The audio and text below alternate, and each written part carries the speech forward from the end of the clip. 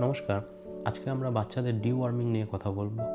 বাচ্চাদের পেটে কৃমি থাকলে মাঝে মধ্যে পেট ব্যথা, বমি হওয়া, খিদে কমে যাওয়া, ওজন না বাড়া এবং ঘুম কম হওয়া এই ধরনের সিমটমস থাকতে পারে।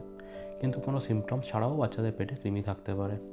সেজন্য WHO রেকমেন্ড করে 6 মাস ছাড়া ছাড়া ডিওয়ার্মিং করা, অর্থাৎ বছরে 2 বার। সাধারণত আমরা অ্যালবেন্ডাজোল প্রেফার করে থাকি। অ্যালবেন্ডাজোলের ডোজ হলো 2 বছরের নিচে 200 মিলিগ্রাম এবং 2 বছরের উপরে 400 মিলিগ্রাম। বাজারে যে অ্যালবেন্ডাজোলের প্রিপারেশনগুলো পাওয়া যায় তাতে 10 ml থাকে 400 মিলিগ্রামস। তাহলে 2 বছরের নিচে 5 ml এবং 2 বছরের ওপরে 10 ml পুরো খাওয়াতে হবে। মনে রাখবেন, একটা ডোজই এনাফ। শুধু ডিওয়ার্মিং করালে চলবে না, কিছু স্বাস্থ্যবিধিও মেনে চলতে হবে। বাচ্চাদের নখ ছোটো রাখতে হবে, খাবার আগে পরে, বাথরুম যাওয়ার পরে হাত ধোয়া প্র্যাকটিস করাতে হবে, জুতো পরাতে হবে যাতে করে মাটি থেকে কৃমি সংক্রমণ না হয়, সবজি ভালো করে ধুয়ে রান্না করতে হবে। আমরা সাধারণত বাড়ির সবাইকেই ডিওয়ার্মিং করতে বলি।